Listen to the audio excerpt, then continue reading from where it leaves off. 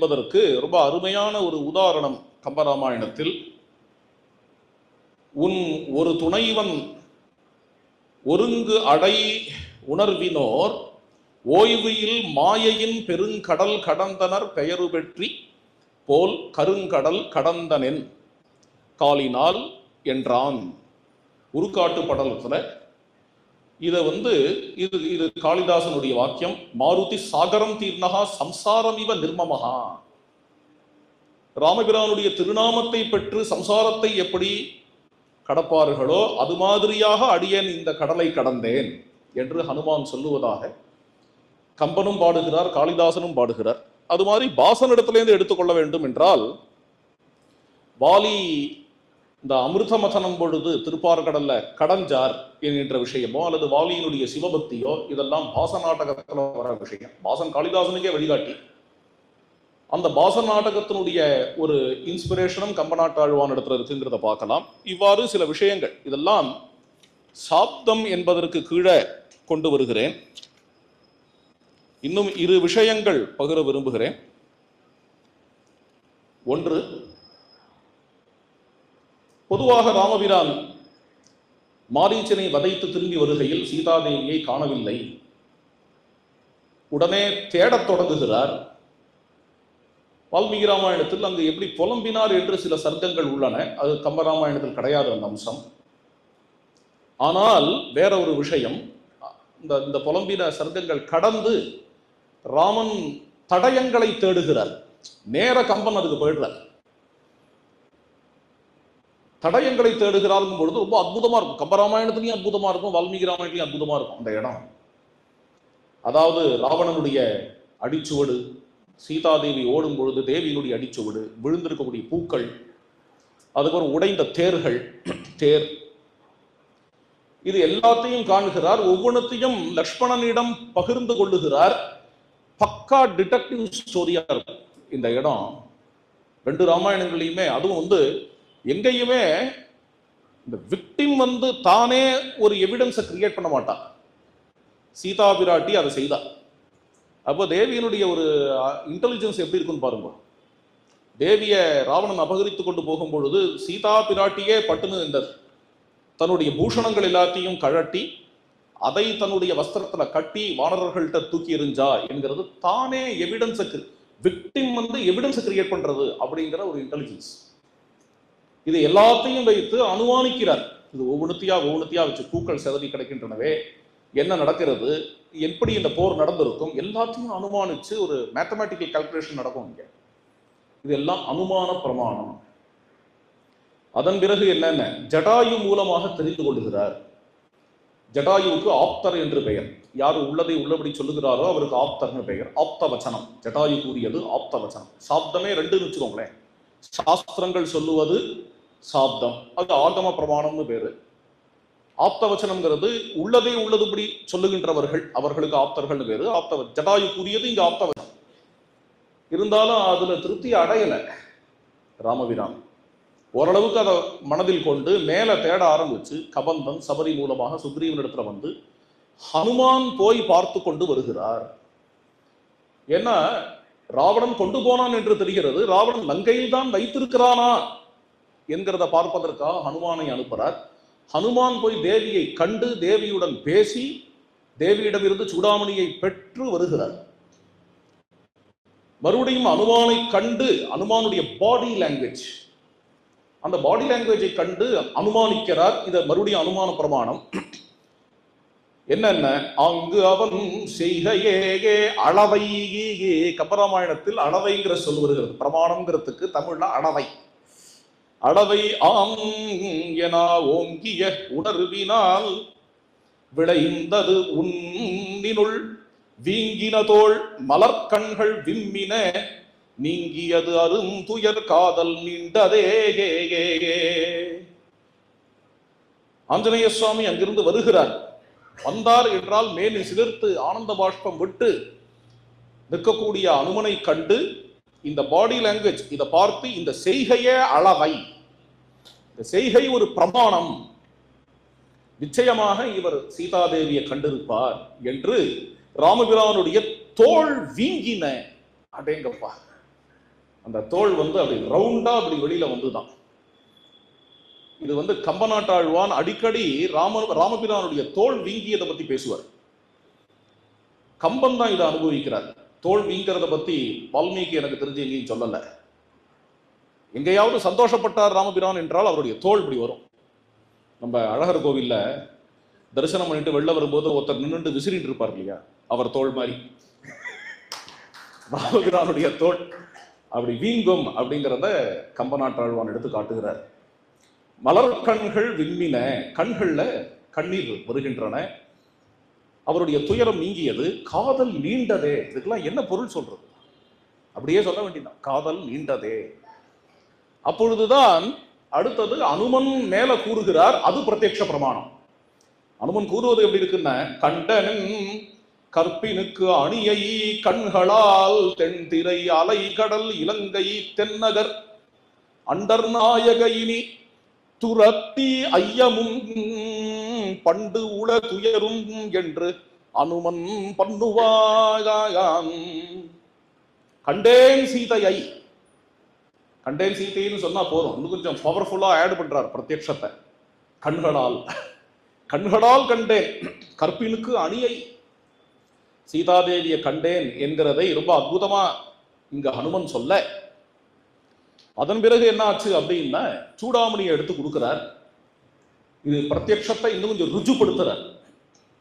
ஏன்னா ஹனுமானுக்கு தேவி பிரத்யக்ஷ பிரமாணமா இருக்கலாம், ராமரை பொறுத்த வரைக்கும் அது ஆப்த வச்சனம் தான்.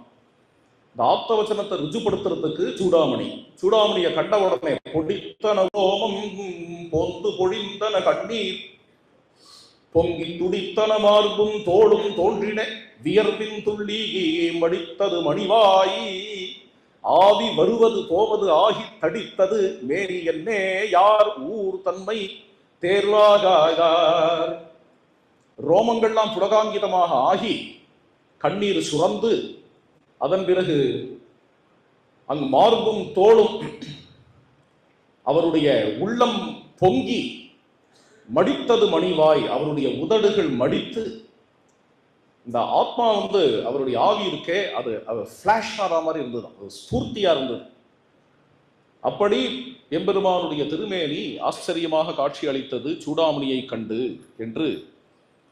இது எல்லாமே இப்போ அடியன் சொன்னது எல்லாமே அங்கேதான் அனுமான பிரமாணம், தடயங்களை தேடியது அனுமான பிரமாணம், ஜடாயு ஆப்த வச்சனம், அதன் பிறகு ஹனுமானை கொண்டு ஹனுமானுடைய பாடி லாங்குவேஜை கொண்டு பார்த்தது மறுபடியும் அனுமான பிரமாணம். அனுமான் கண்டேன் சீதைன்னு சொன்னது பிரத்யக்ஷ பிரமாணம் ஹனுமானுக்கு, ராமனுக்கு அது ஆப்த வச்சனம். மறுபடியும் இவர் சூடாமணியை வாங்கி பார்க்கறது அப்படிங்கிறது அந்த ஆப்த வச்சனத்தை ஸ்ட்ரென்தன் பண்ணும்படியான ஒரு அனுமான பிரமாணம் என்று இது ஒரு விஷயம். இன்னும் ஒரு விஷயம் சொல்லி முடித்துக் கொள்கிறேன். பொதுவாக சான்றை உடையவர் சான்றோர்னு சொன்னேன், பிராமாணிகர். அதனால பிராமாணிகர்கள் ஒரு காலம் சத்தியத்தை விடக்கூடாது என்று இருப்பார்கள். அது ஒரு முக்கியமான விஷயம். விஸ்வாமித்திரர் தாடகையை அடிக்க வேணுங்கும் பொழுது ராமபிரான் முதலில் கொஞ்சம் தயங்கினார். பிறகு ராமனுக்கு விஸ்வாமித்திரர் விளக்கினார். விளக்கின உடனே ராமபிரான் கூறுவது என்ன என்றால், ஐயன் அங்கு அது கேட்டு அறம் அல்லவும் எய்தினால் அது செய்க என்று ஏவினால் மெய்ய நின் உரை வேதம் எனக் கொடு செய்கை அன்றோ அறம் செய்யுமாறு என்றான். விஸ்வாமித்திரர் ஆணையிடுகிறார் தாடகையை வதம் பண்ணணும். அப்போ விளக்கிறார் ஏன் வதம் பண்ணணும் என்கிறத. மக்களுக்கு தீங்கு செய்யக்கூடியது யாருன்னு பார்க்கணும். எப்பொழுது அவளிடத்துல பெண்மை இல்லையோ அவளை பெண்ணுன்னு கருதக்கூடாது. டெரரிஸ்டுகள்லையே ஆண் டெரரிஸ்ட் பெண் டெரரிஸ்ட் உண்டான டெரரிஸ்ட் எப்படியா இருந்தாலும் டெரரிஸ்ட் தானே. எப்பொழுது தாடகையை அடிக்காம இந்த மக்களுக்கு நல்லது செய்ய முடியாது என்னும் பொழுது அடிச்சுதான் ஆகுங்கிறதெல்லாம் விளக்கிறார். அப்போ ராமபிரான் கூறுகிறார், தனியாக உங்களிடத்துல விளக்கம் கேட்டுதான் தெரிந்து கொள்ள வேண்டும் என்ற அவசியம் இல்லை, நீர் ஆணையிட்டால் அடியேன் செய்வேன். ஏன்னா அந்த அளவுக்கு உம்மிடம் அடியனுக்கு நம்பிக்கை உண்டு. இங்க ஒரு வார்த்தை கம்பராமாயணத்துல, இது ரொம்ப அபூர்வமான வார்த்தை, வால்மீகி ராமாயணத்துல கூட இல்லை. இது அறம் அல்லவும் எய்தினால் அது செய்க. ஒரு கால் நீர் கூறுவது அறம் அல்லவென்றாலும் நீர் கூறினால் அந்த காரியத்தை அடியேன் செய்வேன் என்று ராமபிரான், வேதம் என்று கொண்டு நான் செய்வேன் என்று ஒரு வார்த்தை இங்க சொல்லுகிறார். இதுல இருந்து ராமரை பத்தி நாம் என்ன நினைப்போம்? ஒரு கால் அறம் இல்லாததை பெரியவர்கள் சொன்னாலும் செய்வார் என்று நினைப்போம் இல்லையா? வேற ஒரு இடம் சொல்றேன். அதாவது ராமரை போன்ற மகாபுருஷர்களை ஒரே இடத்தை வச்சு நாம் நிர்ணயிக்க முடியாது. ரொம்ப ஹோலிஸ்டிக் அப்ரோச் வேணும் அதுக்கு. வேற ஒரு இடம், இது ரொம்ப அபூர்வமான இடம். இதே ராமபிரான் வசிஷ்டர் இடத்துல என்ன கூறுகிறார்? வசிஷ்ட முனிவர் மறுபடியும் அயோத்திக்கு திரும்பி வரும்படியாக கூறுகிறார். அப்பொழுது ராமபிரான் வரப்போறது இல்லை என்றுதான் கூறப்போகிறார், வருவதற்கு இல்லை என்றுதான் கூறப்போகிறார். ஆனால் கூறுவதில் உள்ள பாங்கு எந்த விதத்திலையும் வசிஷ்டர் இடத்துல அவருடைய ஒரு ரெஸ்பெக்ட், ஒரு மரியாதை குறையவில்லை. கொஞ்சம் கூட மரியாதை குறையாமல் கூறிய முனிவனை குவிந்த தாமரை சீரிய கைகளால் தொழுது செங்கண்ணான் ஆரிய சிந்தனை அறிங்கே ஒன்று உரை கூறுவது உளது என கூறல் மேயினான். திருவடி சூட்டு படலம் அயோத்தியா காண்டத்துல முனிவன் திரும்பி வரும்படியாக கூறியதை கேட்ட ராமபிரான் தன்னுடைய கைகளை குவித்தார், தாமரை போல் குவித்தார். புண்டரீகாட்சனான பெருமாள் ராமபிரான் செங்கண்ணான். தேவரீரிடத்திலே விண்ணப்பிப்பதற்கு வேற ஒரு விஷயம் இருக்கிறதுன்னா எவ்வளவு ஃபார்மாலிட்டி பாருங்க. அதாவது மறுக்க போவதற்கு இவ்வளவு ஃபார்மாலிட்டி, அந்த ஒரு ரெஸ்பெக்ட் குறையல. அதுக்கு மேல ராமபிரான் சொல்லக்கூடிய வார்த்தை, சான்றவராக தன் குறவராக தாய் போன்றவராக மெய்ப்புதல்வராக தான் தேன் தரு மலருளான் சிறுவ செய்வன் என்று என்ற பின் அவ்வுரை மறுக்கும் இட்டதோகோகோ. இப்பேற்பட்ட பெரியோர்களாகத்தான் இருக்கட்டும். தேன் தரு மலருளான் சிறுவா. வசிஷ்ட முனிவரை ராமர் அழைக்கிற விதம், தேன் தருகின்ற தாமரை மேல் அமர்ந்திருக்கக்கூடிய பிரம்மதேவனின் புத்திரனே, செய்வேன் என்று சபதம் செய்துவிட்டு அதன் பிறகு அந்த வாக்கை மீறுவது என்கிறது எவ்வளவு பெரியவர்கள் கூறினாலும் அது கேட்கத்தக்கதல்ல. நம்முடைய பிரதிஜையை விட முடியுமா? நம்மளுடைய ஒரு சத்தியத்தை நம்மால் விட முடியுமா? அப்படி இருந்த ஒரு வாக்கியம் இங்க. இதிலிருந்தே நாம் புரிந்து கொள்ளுகலாம் என்னென்ன. அறம் இல்லாத போனாலும் வதைப்பேன் அப்படின்னு சொல்ற இடத்துல அறங்கிற சொல்லுக்கு பொதுவாக கன்வென்ஷன்கிற அர்த்தம். பொதுவாக தர்மத்துக்காக சில இடங்கள்ல கன்வென்ஷனை கூட காம்ப்ரமைஸ் பண்ணலாம். இங்கேயே அது இருக்கு. இவர்களுடைய குலதர்மம் மூத்தவருக்கு பட்டாபிஷேகம் செய்ய வேண்டும் என்பது, அந்த கன்வென்ஷனை காம்ப்ரமைஸ் பண்ணி தான் சத்தியத்தை காப்பாற்றணும்னு காட்டிற்கு போகிறார். இங்கு வசிஷ்டரே சொல்லும் பொழுதும் கூட வசிஷ்டருடைய ஆப்தவச்சனம், ஆப்தவச்சனத்துக்கு மேல் ராமபிரான் சத்தியத்தை ஒரு பிடியாக பிடிக்கிறார். சத்தியத்தில் தான் இருப்பேன் என்று சொல்லுகிறார்ன்றது சத்தியத்திற்கு அவர் கொடுக்கக்கூடிய முக்கியத்துவம். அதிலும் வசிஷ்டரிடத்துல குருகுலவாசம் செய்யும் பொழுது சத்தியம் வதே சத்தியான்ன பிரமதிதவ்யம் என்கின்ற வேத மந்திரங்கள் எல்லாம் தேவரில் தானே சொல்லி கொடுத்தீர், அதை தானே அடியன் கடைபிடிக்க முடியும் என்கின்ற அளவுக்கு சத்தியத்தில் நின்று விட்டார் என்கிறத நாம் பார்க்கிறோம். இது ஏன்னு கேட்டா, பிரதிஜை சபதம் என்கின்ற இந்த ஒரு விஷயம், அதை நாம் மீறிவிட்டால் அது சமூகத்துல சகஜமா போயிடும். சமூகத்துல மக்கள் அங்கங்க பிரதிஜையை சபதத்தை மீற ஆரம்பித்து விடுவார்கள். சபதத்தை மீறினால் என்ன ஆகும் என்றால், கோர்ட்டுல அதே சமயத்துல கடன் வாங்கும் பொழுது 10 நாட்கள் கழித்து நான் கடன் அடைக்கிறேன் அப்படின்னு சொல்லி சபதம் செய்துதான் கடன் வாங்குகிறார்கள். அப்படி வாங்கியவர்கள் அடைக்க மாட்டார்கள். அந்த கிரிப்பு போயிடும். கோர்ட்டிலையும் பொய் சாட்சி சொல்லுபவர்கள் நிறைய ஆகி விடுவார்கள். நம்ம குடும்பத்தையோ உலகமே பார்க்கிறது. எத் விருத்தா சந்தி ராஜானஹா தத் விருத்தா சந்தி பிரஜாஹா. உலகமே பார்க்கும்படியான ஒரு எடுத்துக்காட்டான குடும்பம் நம்முடைய குடும்பம், அரச குடும்பம். இந்த குடும்பத்தை சேர்ந்தவர் ஒருத்தர் இன்னைக்கு சபதத்தை மீறினோம் என்றால், சபதத்தை மீறி பட்டாபிஷேகம் செய்து கொண்டாலும், நாளை நாம் நடத்தக்கூடிய நியாயாலயத்திலேயே, கோர்ட்டிலேயே ஒரு குற்றவாளி அங்கிருந்து வந்து சபதம் செய்து விட்டு பொய் சொன்னால், நான் உண்மையைத்தான் பேசுவேன் என்று சபதம் செய்து விட்டு பொய் சொன்னால், நம்மால் எப்படி அதற்கு தண்டனை கொடுக்க முடியும், கண்டிக்க முடியும்? மற்றவர்கள் சபதத்தை மீறுவதற்கு நாம் வழிகாட்டிகளாக ஆகிவிடக் கூடாது என்கிறதுல அப்படி ஒரு கிரிப்பு, அந்த ஒரு பிடியோட கூட ராமபிரான் இருந்தார். அதுதான் ஒரு பெரியவர் சொன்னார், Rama's principle is not a principle of convenience. அந்த ஒரு கிரிப்பு அப்படி இருக்கு. அதனால எக்காரணத்தை கொண்டும் இந்த சத்தியத்தை விடமாட்டேன் என்று அந்த ஒரு சத்திய பிரமாணத்திலேயே ராமபிரான் இருப்பது என்கிறது.